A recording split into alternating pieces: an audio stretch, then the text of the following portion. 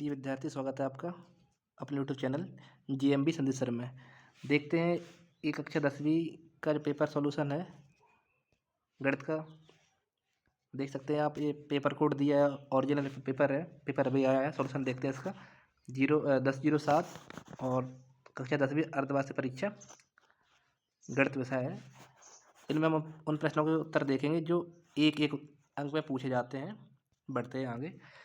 प्रश्न क्रमांक 1, सही विकल्प चुनकर लिखिए। प्रश्न है, एक बहुपद पी एक्स के लिए y बराबर पी ऑफ एक्स का ग्राफ एक्स अक्ष को दो बिंदुओं पर प्रतिष्ठित करता है। तो पी एक्स की शून्य संख्या होगी।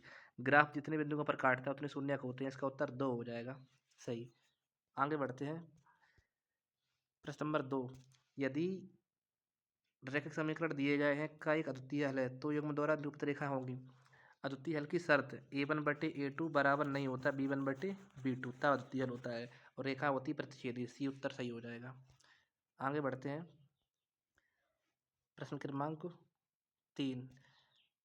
प्रश्न क्रमांक 3 है, समांतर श्रेणी का व्यापक पद है। मतलब कौन सी श्रेणी का व्यापक पद है? तो समांतर श्रेणी होती है ए एन, अंतिम पद होता है a + n-1 इंटू में d। तो a + n-1 into d, option D सही हो जाएगा। आगे बढ़ते हैं। प्रश्न क्रमांक 3, यहाँ पर ए बी सी त्रिभुज है। त्रिभुज है ए बी सी, त्रिभुज ए बी सी है। इसमें डी ए बी की समांतर है। तो ए बी और सी, डी समांतर है बिल्कुल। और सी डी का मान 4 है। ई सी का मान 5 है। ई सी का मान 5 है, ये 5 है। और बी ई का मान 7 है। आपको ए डी बताना है तो थेल्स की प्रमेय लग जाएगी। 4/AD बराबर 5/7 हो जाएगा। तो यहाँ पर 5AD 4×7 = 28, यानी 28 में 5 को भाग करोगे तो उत्तर होगा 5.6 उत्तर हो जाएगा। प्रश्न क्रमांक है 5, बिंदु की मूल बिंदु से दूरी। मूल बिंदु से दूरी का सूत्र होता है रूट के अंदर x² + y²। उत्तर बी सही हो जाएगा। आगे बढ़ते हैं। प्रश्न क्रमांक, यहाँ पर sin 2a बराबर दिया है तो a का मान 0 होगा। आगे बढ़ेंगे। प्रश्न क्रमांक 2, रिक्त स्थान भरना है। दो समान कोणिक त्रिभुजों की संगत भुजाओं का अनुपात सदैव समान होता है। अगर त्रिभुज समान कोणिक है तो समरूप माने जाएंगे। और समरूप त्रिभुज की भुजा कैसी होती है? समानुपाती होती है। तो अनुपात समानुपाती या समान होता है। प्रश्न क्रमांक नेक्स्ट है, वृत्त को दो बिंदुओं पर प्रतिच्छेद करने वाली रेखा को कहते हैं छेदक रेखा। दो बिंदु पर काटती है उसे बोलते हैं छेदक रेखा। ठीक। यदि किसी द्विघात समीकरण के विभेदकर का मान 0 है तो उस समीकरण के मूल कैसे होते हैं? वास्तविक होते हैं। और कैसे होते हैं? समान होते हैं। वास्तविक और समान भरना है यहाँ पर आपको। यहाँ पर भरना है छेदक रेखा, यहाँ पर छेदक रेखा, यहाँ पर समान भरना है। इसका सारवंतर 7 में घटाओ 4, 3 होगा, 4 होगा सारवंतर।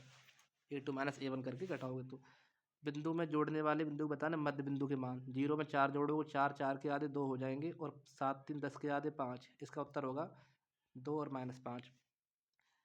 आगे बढ़ते हैं। प्रश्न क्रमांक नेक्स्ट है, देखी गई वस्तु का कोण दृष्टि रेखा और क्षैतिज रेखा से बना होता है, जबकि वस्तु ऊपर है तो होता है उन्नयन कोण। यहाँ का भरना आपको उन्नयन कोण भरना होगा।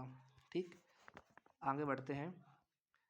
सत्य असत्य प्रश्न दिए। प्रश्न क्रमांक 3, दो आकृतियां जिनके आकार समान हो परंतु आवश्यक रूप से आमाप समान ना हो तो सर्वांग सम कहलाती हैं। गलत होगा, समरूप कहलाती हैं। सर्वांग समाकृतियों के सब अंक समान होते हैं, तो इसका ये गलत हो जाएगा पहला वाला। ठीक। ये कहलाती है समरूप। यहाँ पर लिखा सर्वांग सम। घात n वाले किसी बहुपद कि अधिक से अधिक n शून्य हो सकते, सही बात है। दूसरा होगा सही, जितनी घात उतने शून्य, n घात तो n शून्य। प्रश्न क्रमांक 3, वृत्त के किसी बिंदु पर स्पर्श रेखा स्पर्श बिंदु से जाने वाली त्रिज्या के समांतर होती है। गलत होती है, लंब होती है। तो ये असत्य हो जाएगा। श्रेणी समांतर श्रेणी है, गलत है। समांतर श्रेणी में अगर पहले 5 है फिर -5 है तो फिर -10 आएंगे। 5 -10 माइनस की ऐसे बढ़ेगी एपी, हर बार 5 घटेंगे। यहाँ पर 0 भी आएगा लेकिन ये वाली एपी है नहीं।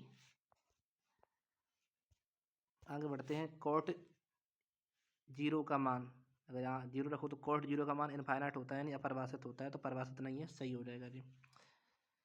दृष्टि रेखा प्रेक्षक की आंख से प्रेक्षक द्वारा देखी गई वस्तु के बिंदु को मिलाने वाली रेखा होती है, सही हो जाएगा, सत्य है।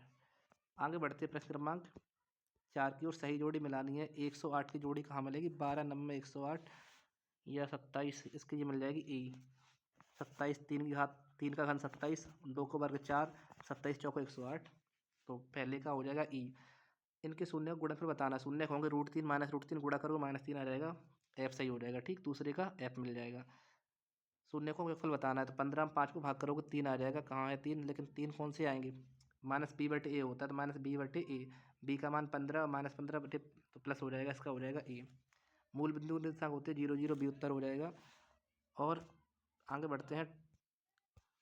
tan 45 प्लस cot 45, tan 45 का मान 1 और 1 2 हो जाएगा, इसका उत्तर सी हो जाएगा। sec square theta minus tan square theta का उत्तर 1 होता है। आगे बढ़ते हैं।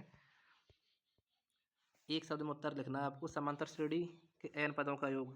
इसमें प्रथम पद दिया है n/2 2a plus n minus 1 into D.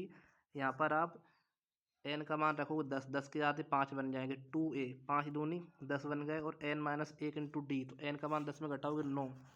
और यहाँ पर अंतर कितने का है? डिफरेंस है 2 का।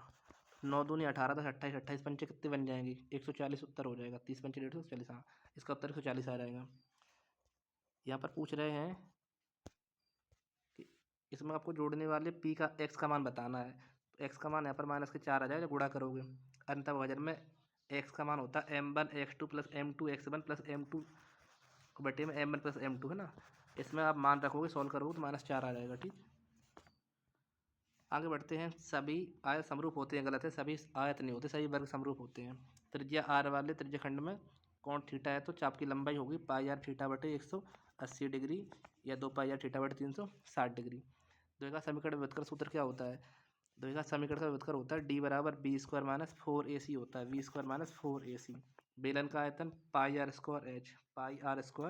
h। आगे बढ़ते प्रश्न क्रमांक आपको दिए जाएंगे 6। तो प्रश्न क्रमांक 6 में ये प्रश्न 2 अंक वाले हैं। इन प्रश्नों के सॉल्यूशन आप कर सकते हो।